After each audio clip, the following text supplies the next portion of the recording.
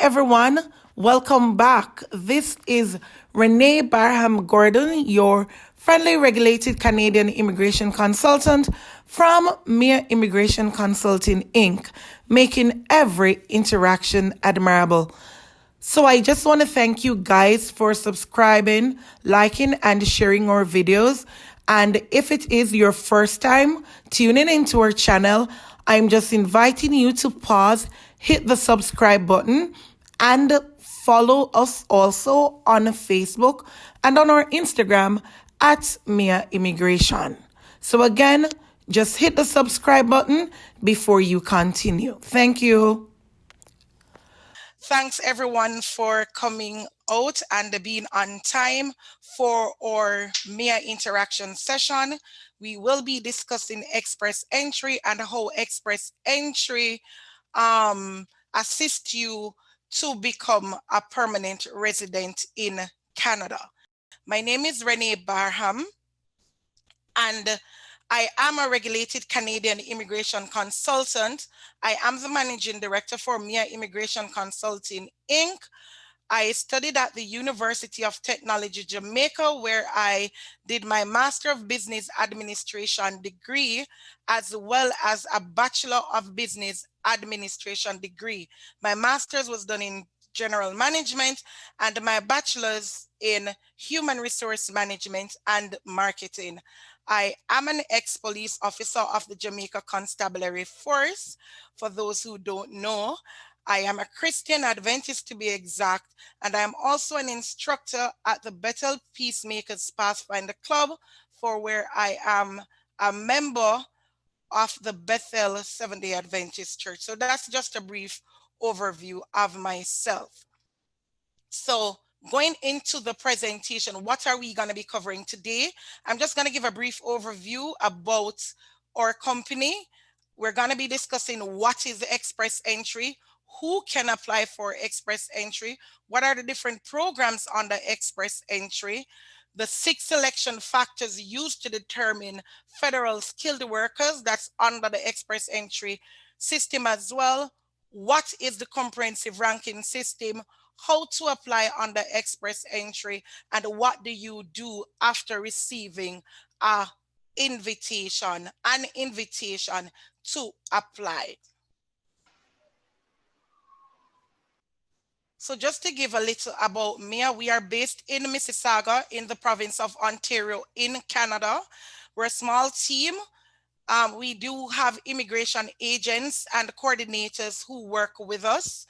If you know anybody who is interested to become one of our agents or one of our immigration coordinators, feel free to send us an email, send us a message through our website, whatever the means be, and we can discuss accordingly. Our mission here at MIA is using tangible and intangible resources to provide the highest quality of representation, of immigration representation rather, for our clients while making every interaction admirable. And our vision is to be the immigration company of choice for our clients whose intention is to be represented impartially. So we try to ensure that all our clients are dealt with according to their unique situation, but it's not based on discrimination nor being partial to their need or to their situation. So nobody gets preference because of where they're from, but we just deal with your case accordingly. Looking at some of our partners and associations, we have the ICCRC on the left. That's the entity that authorizes us and which regulates our company. Actually, that's the Immigration Consultants of Canada Regulatory Council. CAPIC, that's the Canadian Association of Professional Immigration Consultants, where we're a member also. We are partner agents and referral agents for ALS. We are a member of myconsultant.ca, and we are partner agents with Old College in Alberta. So we're going to be going into the presentation now. So we're looking at express entry. What is express entry? This is an online system used to manage applications for permanent residents from skilled workers. So in a jiffy, that's what express entry is. It's just a system that is used persons who are applying for the different programs. We're going to be going into that. So it's just a system that they use to manage how persons are awarded points, what programs they're eligible for, and the like. So we will be getting into that. As you see Sonic there with the express entry umbrella, express entry is actually an umbrella because you have different programs that fall under the express entry umbrella.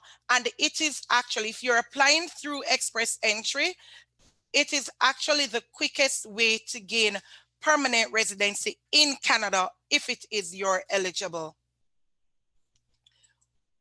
Now, who can apply for express entry? Basically, any foreign national. Of course, if you're already a permanent resident and a citizen of Canada, you won't be eligible for express entry. So you would have to be a foreign national who is found eligible for the program of their interest and is not inadmissible. What does this mean? So eligibility would mean the different criteria or different requirements that are there to be met. So there are some things you must have. For example, a particular program, you would have to ensure you have at least a high school education if you're applying for express entry under the federal skilled worker program. So that is just one of the requirements to make you eligible. However, you also need to ensure that you're admissible. This means that you have not been found in breach or you have not been found inadmissible under the Immigration, Refugees and the Citizen under the Immigration, Refugees and Protection Act or Immigration, Refugees and Protection Regulation. So you need to ensure that you're also admissible. So you can be admissible, say, for insufficient funds. You can be inadmissible for misrepresentation, and that's just, you can be inadmissible because a family member of you is inadmissible. So it varies. So as long as you're eligible and not inadmissible, you will be fine in terms of being able to apply and be accepted for express entry. So we're going to be looking at the programs under the express entry category, right? You have four main programs, or four programs actually, under express entry. However, three of the four programs are federal programs, while one program is a provincial program. So you have the Federal Skilled Worker Program, the Federal Skilled Trade Program, the Provincial Nominee Programs, and you also have the Canadian Experience Class Program. The Provincial Nominee Program, as it says, is a provincial program. So this is the only program that is done provincially, and candidates are selected by a province or territory. However, even though you're selected by a province or territory, it is the IRCC who would eventually grant you permanent residency. And we will go into this later on in the presentation. The Federal Skilled Worker Program, Federal Skills Trade, and Canadian Experience Class, those are federal programs. So we're going to be first look at the Federal Skilled Worker Program. What does it entail? So firstly, somebody who is applying under the Federal Skilled Worker Program needs at least 1 year full-time work experience in the past 10 years. So this tenure would be the date before the date you're applying. So whatever day you're trying to be eligible for the Federal Skilled Worker Program, you would have to have at least 1 year full-time paid work experience or equivalent part-time in what is called NOC 0, A, or B job classifications. NOC means National Occupational Classification. So it's in those job categories where under which you can apply for federal skilled worker program. Also, you need what is called a language benchmark, that is a Canadian language benchmark, CLB 7. So your band must be a CLB 7. The most popular exam or the most popular English one would be IELTS. You also have CELPIP. You also have the French test also.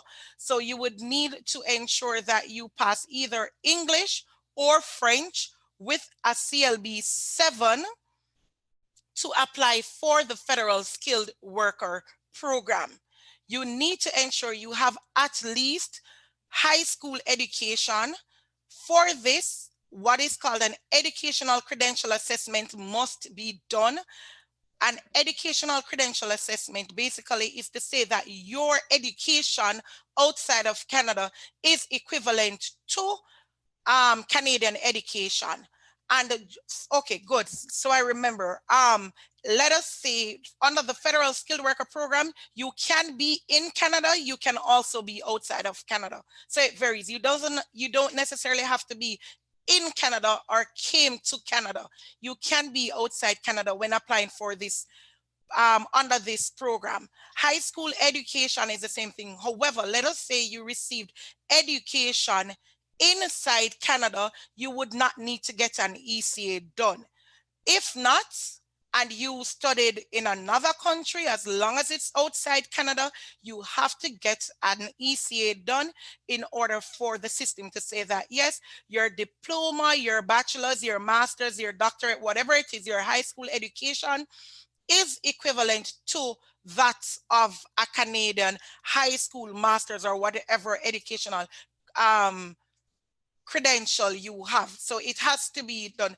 Bearing in mind, there are individuals who may do a bachelor's. I've seen it before. I have had clients like this where the individual has a bachelor in their home country. However, when the ECA is done, it is equivalent to say a diploma or a 2-year certificate or let's say a 2-year diploma in Canada.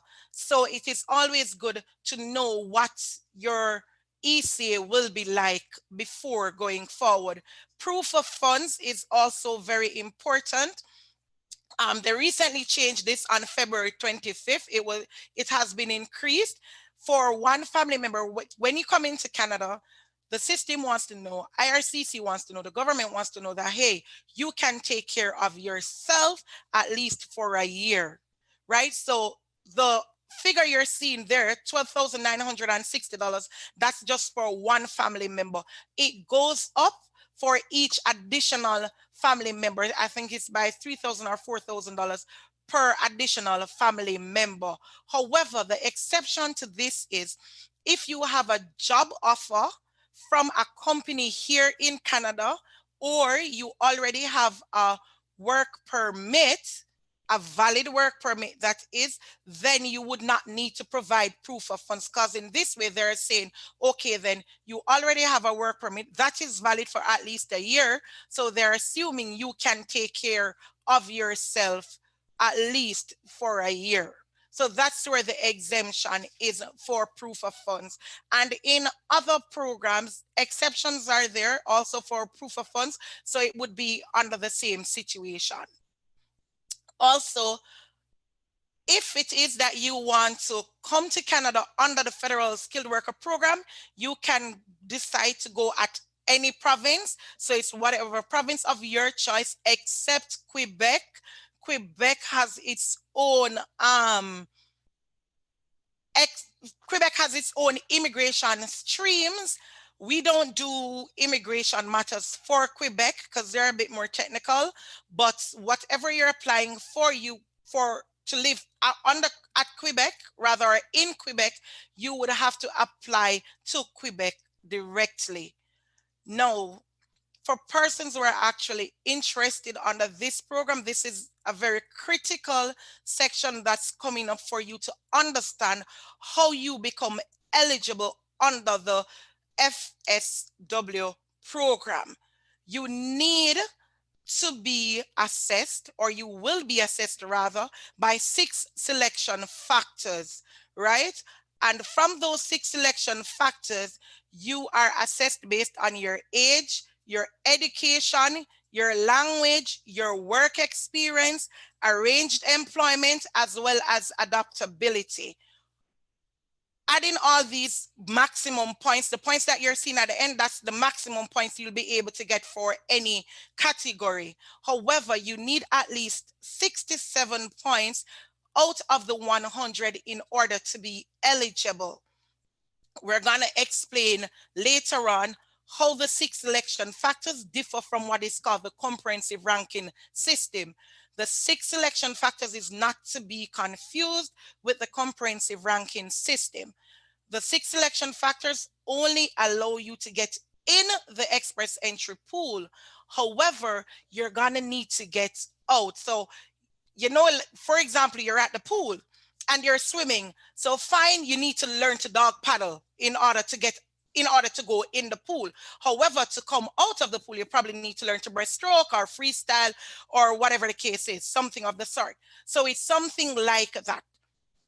For persons who are online, because I'm seeing some familiar names, someone, if it is that I've already done an assessment with you, a pre-assessment with you, you would understand this part of it. However, for persons who we've not dealt with before, if it is that you say to us, oh, I'm interested to come to Canada and I want to know what my eligibility is like, this is what we're going to use first, because this is actually the shortest immigration program. And it's highly likely if you're not eligible here, you may not be eligible for other programs directly. So it's just for you to get an understanding how the 6 selection factors work. Just so you know, education, for example, there's a maximum of 25 points. However, somebody with a high school education will only get 5 points in this category. And we need to bear in mind that the person with a doctorate would get the maximum points, which is 25, master's 23, bachelor's 21, for example. So you have to realize that although the programs have minimum requirements, somebody with a higher requirement than you will eventually get more points. Somebody with 6+ years work experience is going to get the maximum points, 15. However, somebody with, let's say, 3 years work experience is going to get 11 points. So you need to bear that in mind. Adaptability is when, let us say you have a family member who is not a cousin, but a family member, mother, father, sister, brother, aunt, uncle, niece, nephew, child, spouse, who is a permanent resident or citizen, you will get at least 5 points for adaptability there. That's just one of the ways you could get adaptability. Arranged employment, and a way you would get maximum points there if you already have a job offer and you want to apply for the FSW program. So those are just some of the different ways. Again, we won't go into details and it is just general information, but in our Q&A, feel free to ask whatever question you want to ask and I will seek to clarify as best as possible. So we're going to be moving into the Federal Skill Trade Program, or for short, we'll just call it FST. Who can apply under the Federal Skill Trade Program? Under FST, you have to have what is called a certificate of qualification or a job offer in specific trades. And some of these trades you're looking at, we're talking about technical trades, manufacturing, butchers, bakers, chef, cooks, you name them. And they all fall under NOC-B, right? So if you're considering FST program, you must fall under NOC-B. However, you are going to need a certificate of qualification or a job offer in the trade. The certificate of qualification is a certificate from a province or territory to say that you are certified in that particular trade. So let's say, for example, you're a cook. or you're an electrician, and this could be that you're a supervisor in those areas too. It doesn't mean that you are the line staff. You can be a supervisor, a manager, whatever it is, as long as it is a NOCB, because for the most part, managers would fall under either 0 or A. However, in order to get a COQ, let us say you want to come to Ontario, you would then apply to Ontario to that specific, to the trades institution in order to be certified in that specific trade. If not, you would have to already have a job offer from whichever company it is in Canada in order to apply under this category. That is one situation where you would, one criteria, better yet, to be eligible. Also, you need at least 2 years full-time work experience paid again out of the last 5 years. So that is from at the time of submission. So you would need to bear that in mind, and it must be in that category. All right. Under the FST, while FSW, which is the Federal Skilled Worker Program, you need a CLB 7. Under FST, you need a CLB 4 for the reading and writing component of your test, for your language exam, and a CLB 5 under the speaking and listening component. So yes, I didn't say before. So under your language exam, you have 4 components: reading, writing, speaking, and listening. So whether it be French or English, any one of the 2 you're doing, you will need to have the required CLB for the program which you're applying. Under FST, however, you need no educational requirement for this. So the previous one, FSW, you need at least high school education. This one requires none. However, when we get to the section where we speak about the comprehensive ranking system, you are going to see why having the educational requirement will help boost your points or your standing. Lastly, proof of funds would not be necessary. If it is, as I said before, you have a job offer or you are able to work, you already have a work permit. So under these situations, you would not need to have proof of funds. Outside of that, you have to show proof of funds to say that, hey, I can take care of myself and my family should I get accepted to come to Canada. So that's it for the FST. Now we're going to be looking at the Canadian Experience class.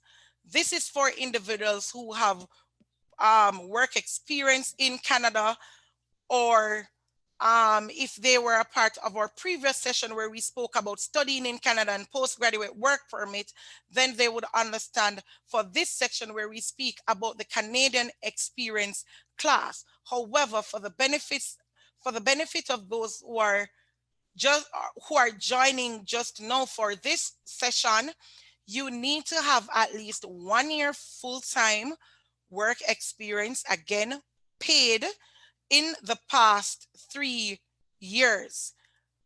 In this, you need to ensure that it is a NOC 0, A, or B job category. I would have already said what NOC is, so it is the same. As long as you have 1 year full-time paid work experience in Canada in the past 3 years, you would be fine. You don't need a job offer in this situation because you would have already had your work experience in Canada. So you would have got a lot of points for that, or you would have got the required points for that, depending on which program you are applying under. Again, you can live anywhere except for Quebec when applying under this program. You also need to have a CLB 7 if it is you're applying as a NOC 0 or A job category, or if it is a NOCB, a CLB 5 would be sufficient. Again, bear in mind, if you only have a CLB 5 and someone is in the pool with a CLB 7, of course, they're going to get more points than you in that area. And again, for this section, there is no need for any Canadian education, rather, no educational experience or educational qualification is necessary. But just like language, just like every other situation, just as I explained before, if you don't require, you apply, let's say you apply on the Canadian experience class. So you have a friend, one person is applying or wants to apply for Canadian experience class, and that person is like, okay, I have no education, so I am fine, right? But somebody is in the pool who has a bachelor's. Of course, that person is going to get way more points than the person without any education at all. So that should be considered. Proof of funds in this area, under this program, is not required.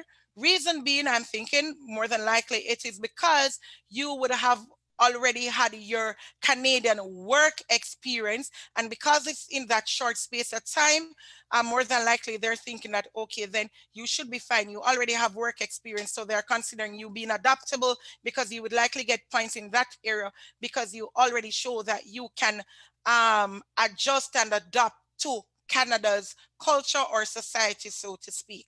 So proof of funds here would not be required as opposed to the other two programs. And your work experience must be in Canada. So if I didn't say that, I must make it clear that your 1 year work experience or part-time equivalent must be in Canada. So even it can be in Canada and you leave. So let's say you work for a year, you were here 2019. So you worked all of 2019 and you end up going back to your home country. Yes, you can apply as long as it is within 3 years of your last day at work. So we're on our final program, which is the provincial nominee program. Persons can pay attention to this, especially if they have relatives in other areas, if they have relatives in other provinces, or you know of a relative, say you have one in Alberta, one in Ontario, one in Manitoba. It varies because each province or territory have their own way of doing their provincial nominations. The overall application process is the same, but at the end of the day, they have different criteria and different streams. There are over 80 plus immigration programs, economic immigration programs in Canada, and each province have their own stream as to what somebody can apply for. Because yes, you can apply for federal skilled worker program, and you are given a provincial nominee from a particular province. So a provincial nominee, let me get my thoughts. Getting your provincial nominee, you would have to apply to that province or be selected by that province. So how do you do this? You would first apply for nomination from a province under express entry, because there are different situations. So you would say, let's say you're applying to Alberta, and you're gonna see why I'm saying Alberta for the most part. You would apply to a province, excuse me, under the express entry system, and then the province sends you a nomination if it is they think that your profile is fair or suitable for them, and they think you can adapt or do well in their province, whether you bolster their economy, because of course, you know, it's all about how you can help to improve the status or the current affairs of a particular province. If not doing it that way, another way, you create an express entry profile and show the provinces your interest. So let us say for persons who are probably already in the pool, what you can do is say, okay, you're gonna indicate that you're interested in Alberta, or you're interested in Manitoba, you're interested in Newfoundland and Labrador. It varies. You express your interest. What the province does is look at your profile and then sends you what is called a notification of interest, and send you that in your express entry profile online, because the express entry system, everything for it is done online. So they would send you the notification of interest, and then from there, what you would do is to send it to the province, and then the province sends you your nomination. So the province sends you a notification of interest. Then you would contact back the province to say, yes, I am interested. And then they would now send you a nomination. If not, it would be the first one where you apply directly to the province. The province would see what your application is and just send you a nomination from there. So those are the two ways you can apply for or be selected under the provincial nominee program. After doing all of that, you would then receive what is called an invitation to apply for permanent residency. And we're going to get in that because this is at the point now where you are in the pool. The next slide coming up, we're going to be talking about comprehensive ranking system.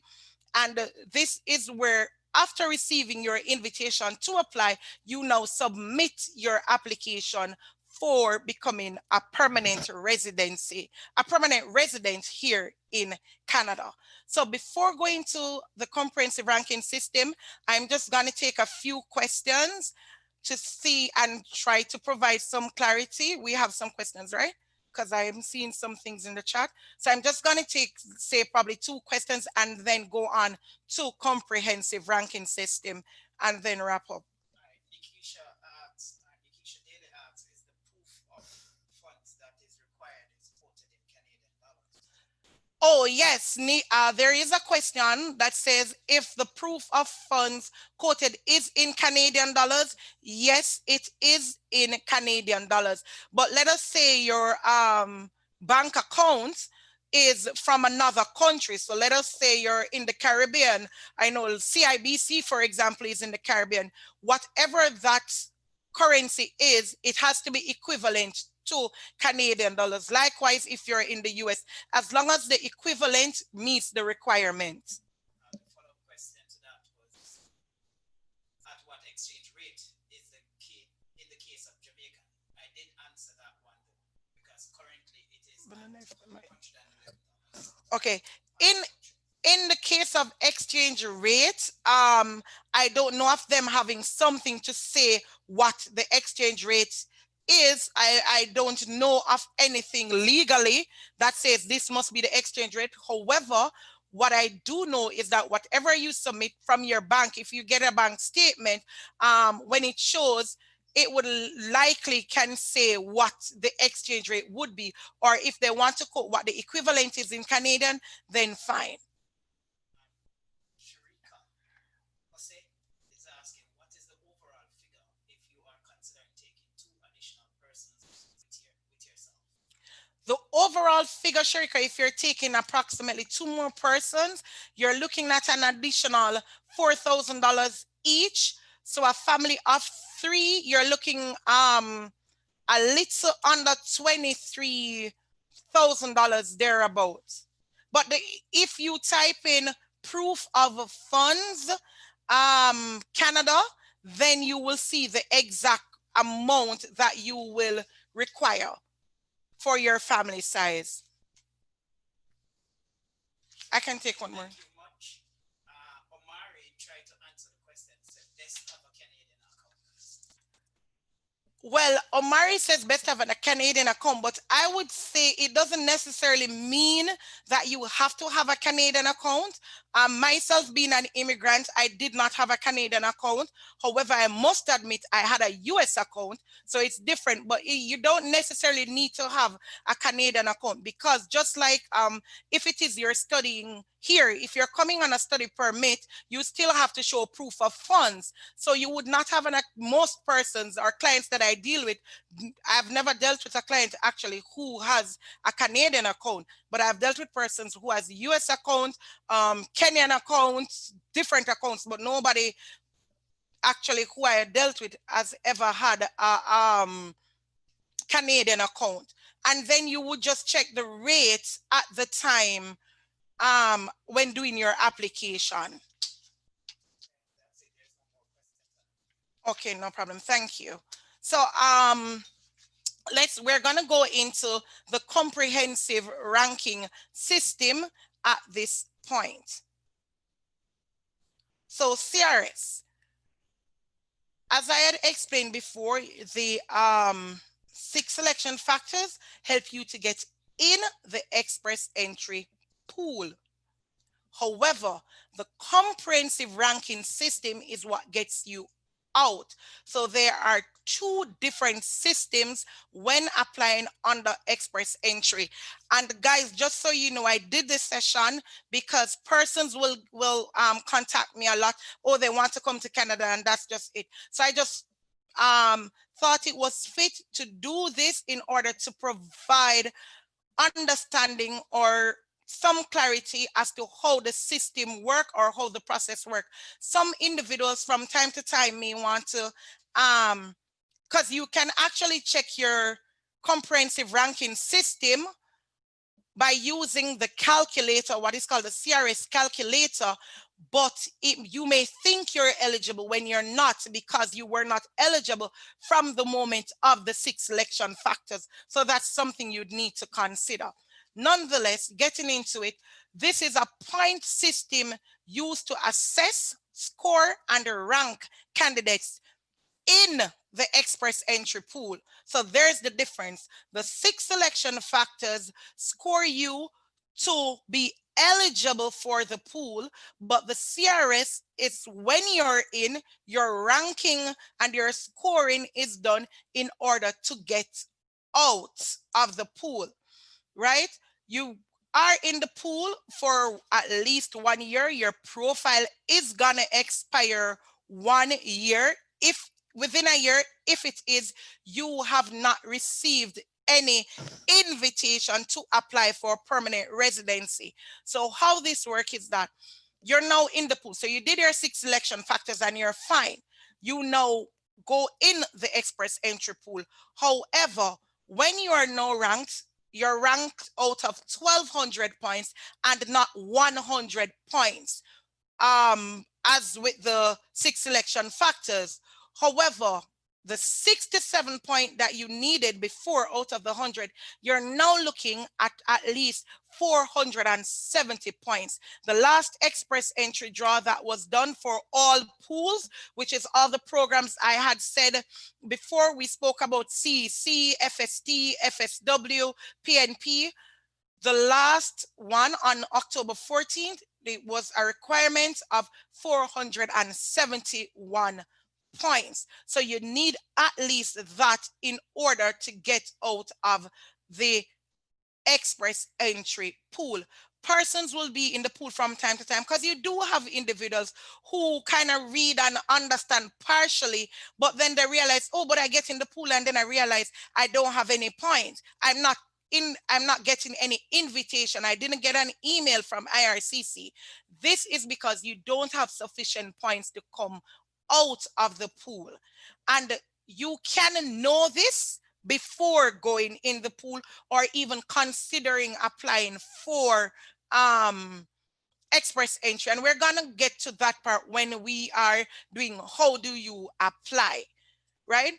The next thing you want to look at under the comprehensive ranking system, you have For the general express entry for different provinces, whether it be PNP, FSTCC, you need at least 470 points to be in the pool, to kind of say you're comfortable at that point. However, if you're applying for PNP in Alberta, all you need is 300 points. So far for this year, all Alberta draws have been in the 300s, and that is quite good. However, most times this is for the persons who have studied in Alberta, would benefit here, because they had sent out, since COVID, they had sent out something to say that they're only doing applications or tending to applicants who are already in Alberta. So that's the difference. And that is why I would have said to you before as well, if you're considering PNP, know what province your relative or friend is, because under some PNP, they want to know that you have ties to that province, for example. So they want to say, okay, this person has a friend in Alberta, or they have an aunt, a sister, a relative, whoever it is. And that person can give you a letter to state that, yes, I know him or her, or we call it a letter of support, that shows that, yes, you are ready to reside in that province. And many persons will get 300 or in the 300s, but a lot won't get in the 470s. And 3 years ago, you needed at least 430, 415. That could get you an invitation to apply. However, you're now looking at 470s in order to apply, or to actually get what is called an invitation to apply for permanent residency. In this also, getting the 470s, you're looking again the same selection factors and more. So at this point, if your spouse is coming with you, another situation, if your spouse also did the IELTS exam or the French exam, you're looking at what your spouse level of education is also, because if you indicate your spouse is coming with you, you are going to be graded for your spouse. Mark you, let us say your spouse is not coming with you. Nothing is wrong in saying that. Nothing is wrong with not putting the spouse on the application at the time to say they're coming with you. However, you need to state if you're married or if you have a common law partner. So let me make it clear. You're married or you're in a common law relationship, right? Your spouse, you're going to indicate that your spouse, you are married or you are in a common law relationship. However, they're going to ask you, is your spouse or common law partner coming with you to Canada? At that point, you can indicate no, because you can come, get your permanent residency, and then you sponsor your spouse or your children. So they don't necessarily have to come with you immediately. However, let us say your spouse has all the credentials as you. So you have a bachelor's, the spouse has one, or a master's. They're good at taking either an English test or a French test and become successful. Nothing is wrong with that, because they're gonna now add to your points, because the fact that they're coming with you, they're gonna grade you accordingly. And it's not that you're gonna get more points, it's just that the points is gonna be shared. If you need clarity on that, feel free to put in the chat, because I know sometimes from time to time persons may not understand how the grading work with regards to if a spouse is coming or if the spouse is not coming. But I do hope I did provide clarity on that. You're also looking at age. In the 6 selection factors, the maximum age you'll get is, say, 12 points. In the comprehensive ranking system, you're looking at 105 points, for example. Again, if your spouse is coming with you, that point is going to be shared, just to let you know. Going back to Alberta, the point system would be roughly the same, but then as long as you hit the 300 point mark, you should be fine. If it is, you have the different or specific criteria that they expect you to have. So again, guys, the information is not cast in stone. So it is not a situation where you say, okay, she said, if we have 300 points, we will get an invitation to apply for Alberta. No, that's not what I'm saying. What I'm saying is if you apply to Alberta PNP and you have at least 300 points, you would be deemed a good candidate, especially if you have studied in Alberta or you have relatives in Alberta or you have some ties to Alberta. So we're winding down. We're looking at how do you now apply for express entry. The very first thing you want to do to apply for express entry is to assess your eligibility. And this also where you notice I have to include your spouse and your common law partner if necessary. I would have explained that in the previous slide as to say whether or not they're coming with you. You want to assess your eligibility because one, you don't want to waste your time to do an English test or a French test when you probably don't have a high school education, depending on what you're applying for, right? So you have to be mindful of that. You also don't want to waste your time to do an English test or a French test when it expires within 2 years, but yet still you have no path, you have no vision as to what your transition is going to be for permanent residency. So it's best you assess your eligibility, and you will also be able to set a timeline as to where you fall short, what can be achieved in what time. You may also, let us say you did a test, you did your language test, and you did your best and you got only 5, you got a CLB 5 overall. You're now going to be looking at, okay, then CLB 5, which program allows me to have a CLB 5, as well as, okay, I may not be ready for this thing, so I can probably go to Canada as a student first and then try doing the test at a later date. Additionally, let's say the example I gave before, you have a bachelor's degree and you think that, well, your bachelor's degree is great. You should be able to get a lot of points for that. If it is you have a bachelor's degree, you're looking at 120 points in CRS. But then under CRS, you're looking at 120 points. But then when you get your educational credential assessment done, you now are told that, oh, your bachelor's degree is equivalent to a 2 years diploma in Canada. No, you're going to want to get more points in that regard.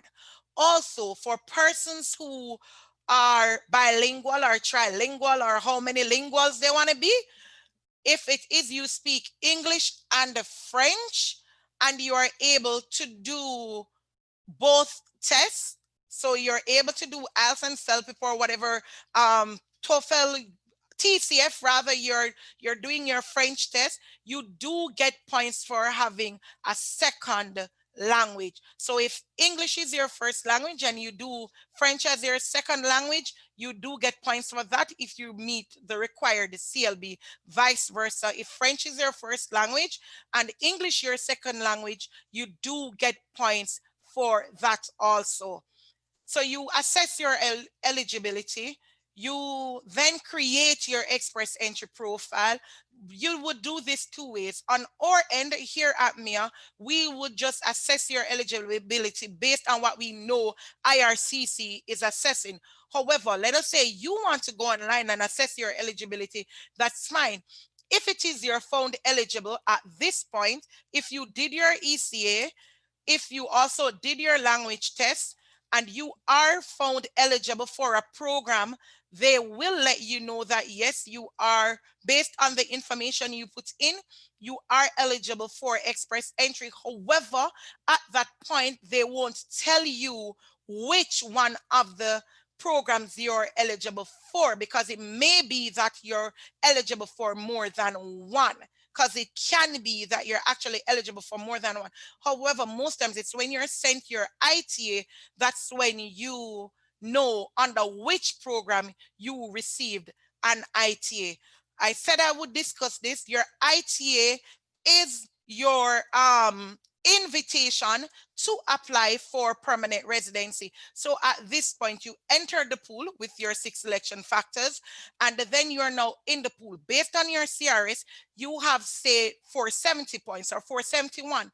Persons in the pool with the highest ranking at that point, then IRCC will send it to them an invitation to apply for permanent residency. So you would get in your portal or in your email that you have received an invitation to apply for permanent residency, and then you would respond accordingly. You want to ensure that you respond within 60 calendar days.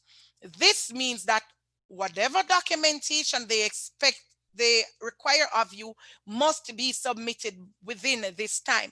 Because what they will do now, you create an express entry profile that's just like skin and bones, basically. But when you're now applying, when you receive your ITA, when you go back on that portal, you're gonna see way more information that you left there, because at this point you got your ITA and they now let you know what documents you need to upload, whether it is a job letter, marriage certificate, police certificate, your bank statements showing your proof of funds, all that information, birth certificates. If it is you have relatives in Canada, you say at this point on the CRS though, it's a sibling, you would get 15 points. If you have a brother or sister in Canada who is a permanent resident or citizen, you would get points for that also. So you would need to show your relationship. So you would need to show that, hey, my brother and I, or my sister and I, have the same father, or we have the same mother. So all those information would be required, and you would expect to upload those. If it is that you're not able to, Alshani, okay, I'm gonna come to you shortly. Let me just wrap up this slide. If it is that you're not able to submit these documents, do not let the 60 days pass just the same and you don't upload, because what you would want to do is just let them know that, okay, say for example, you didn't get you don't have your marriage certificate, you still upload what you have, and then you write what is called an explanation letter to say that you're short on a particular document. However, you will be submitting as soon as possible. It is best to do that, or it is better to do that than not to submit any at all and let the 60 days pass, because now if that 60-day pass, you would have to resubmit your express entry profile and wait for another ITA. Of course, after this now you would pay your fees. It varies. Children only pay their processing fees. They don't pay what is called right of permanent residency fees. So it varies. You're looking at, for one individual and adult, you're looking at approximately $1,325 in terms of applying for permanent residency under express entry. We have one more slide, but I will just take the individual who had their hand raised. No, the hand raised one. I'm not seeing it here. Ash. Okay, I'm not sure if the person took down their hand. So all right, let me just wrap up this last slide, and then we just go straight into the Q&A afterwards. So what you do after getting your ITA. So after getting your ITA, you now receive what is called your confirmation of permanent residency and your permanent residency visa. For short, we call confirmation of permanent residency, COPR. Is just a letter size paper telling you that yes, you have been granted permanent residency to Canada. It is not a visa. It is only a piece of paper, so you can't leave your passport at home and travel with that to the airport or at a land border, because it can be that you're in Canada already and you got your COPR. So you need the COPR as well as your PR visa. They will send for your visa, and when for your passport rather, sorry, they will send for your passport. That is after the 60 days, after submitting your application, after reviewing and everything, and you're now found admissible. They will send for your passport at this point, put in your PR visa and send it back to you, send back your passport along with your COPR. And then you would want to ensure you arrive in Canada before the date of your visa expires, because this visa is a single entry visa. You then land at the port of entry with, you would land at the port of entry on or before the expiration of your PR visa. Usually your PR visa is expired the day you did your medical, a year after the day you did your medical. However, with COVID and everything, those probably are changing, because from time to time, they would usually try to wrap up express entry applications within 6 months. So after that, I'm here not talking. Michael, could you mute your system, please? Michael James. Huh?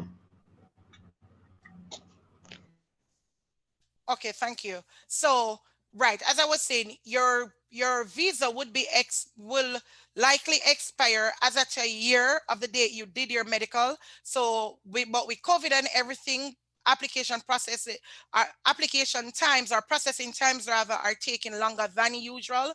So it depends. However, if you're not able to travel during that time, then of course you would need to let IRCC know so the necessary arrangements are made. When you land, you're at the port of entry, then you would receive what is called your social insurance number.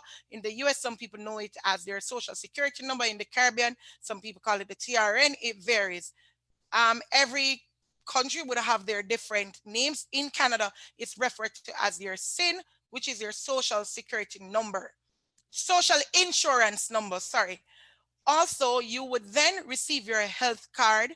You want to now apply for your government license, whether it's a driver's license or just your regular picture ID, and then your PR card would be mailed to you. So if it is that you are granted your PR status, you don't usually have to apply for the PR card, because it's usually sent within a few months after landing. However, if you don't see your PR card within a few days, within a few months, then you could write them and let them know that, hey, I didn't get my PR card, what's up?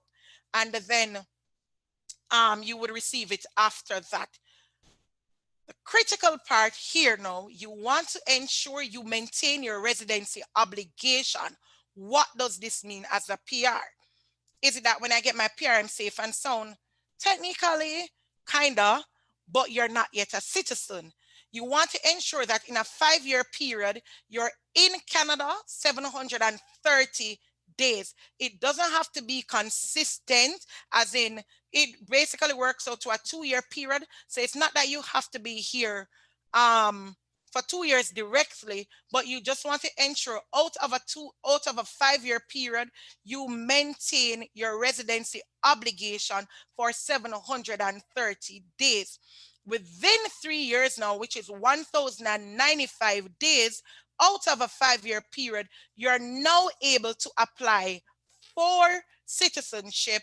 And this is where now, when you get your citizenship, if you want to leave Canada, it's up to you. If you want to stay, it's up to you. However, when you become a citizen, if it is that you decide now you're gonna leave and not return, but then you want to sponsor a relative, you want to sponsor a spouse or your dependent child, you have to show that you're gonna reside in Canada. Likewise for permanent residency. If you're not in Canada and they realize that you're not living here fully for the most part and you're in between countries, you have to show when you're ready to sponsor a family member, your spouse, common law partner, your mother, or your father, your parent, your grandparent, or your dependent child, you have to show that you will be staying here in Canada or coming to Canada after that point. So that brings us to the end of our presentation for the day. If it is you have any questions, again, feel free to put it in the chat.